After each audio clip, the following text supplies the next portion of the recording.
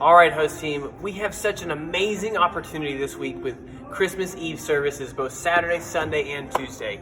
And I know with that, there's going to be a couple new elements. Like we get the opportunity to have a silent night candle lit service. And I know it's going to be such a great time for so many new people who haven't been here before to just really experience what makes Northwest so much fun and so great. And it's that family environment that we have. And we cannot do this without you. So first off, thank you all so much for serving on such a busy weekend. And thank you so much for serving maybe at least one extra service. It really means the world to both Crystal, myself, and the rest of the staff. We really appreciate your time, and we just appreciate how you all are loving not just the one in front of you, but everybody that comes through the doors. Thank you so much for just driving home. We will do anything short of sin to reach people that don't know Christ. Parking and greeting team. This is what it's going to look like to win this weekend. So first off, the beginning of serving all the way up until when the sermon starts, it's going to look pretty much the same. But once everybody's here, the sermon starts, we're going to ask that you all head back over to the host team check-in to help us with our candle prep.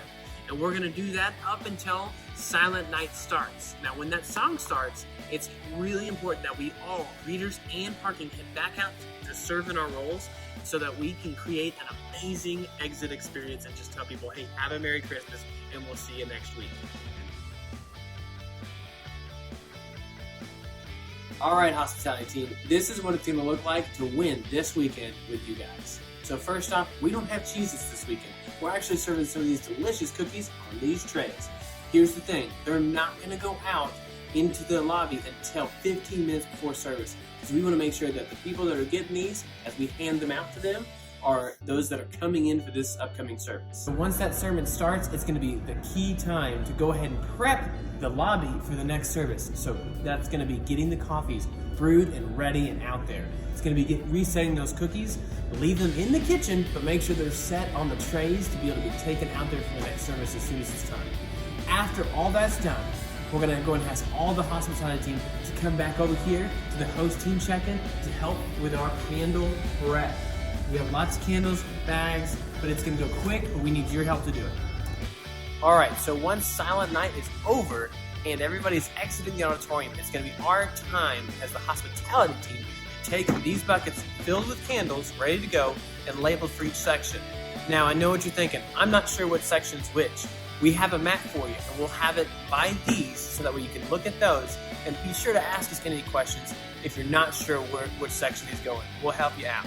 But once everybody's left the auditorium, everybody's going to grab one of these buckets, and we're going to run in here real quick, and we're going to place these underneath the chairs on the far right, just like they were when the service began. All right, ushers, so this is what it's going to look like to win here in the auditorium this weekend. So from the beginning of serving all the way until we pick up buckets, it's actually going to look pretty much the same.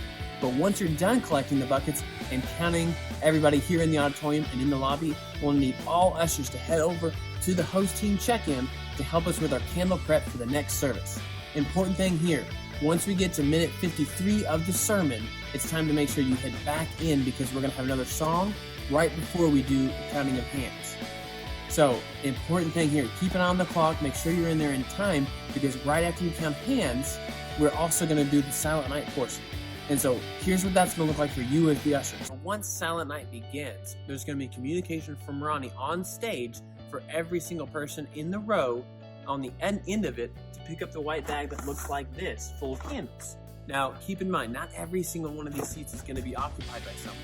So when that happens, you just need to be able to ready to go to hand this back to the first person so that way they can get the process rolling. Key here is also to make sure that every usher has a lighter on them because we're going to be responsible for lighting these candles from right to left. And we're going to start that from the front of the auditorium and work our way back. Now, if we have enough ushers, we'll work, front to back and back to front, just depending on. So communicate that really well with your teams, whoever the usher leader is, okay, what that will look like. At the end of the Silent Night portion, Ronnie's going to tell people from stage to go ahead and drop their used candles in a large bucket at the exit door. So those for the back two main exits for the auditorium can be found right here by the tech units, right underneath here.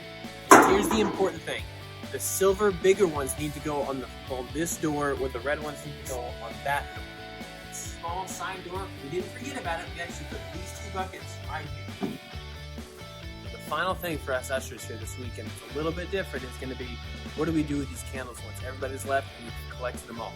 We're actually going to go ahead and take these buckets and we're going to take them back over here to the host team check-in.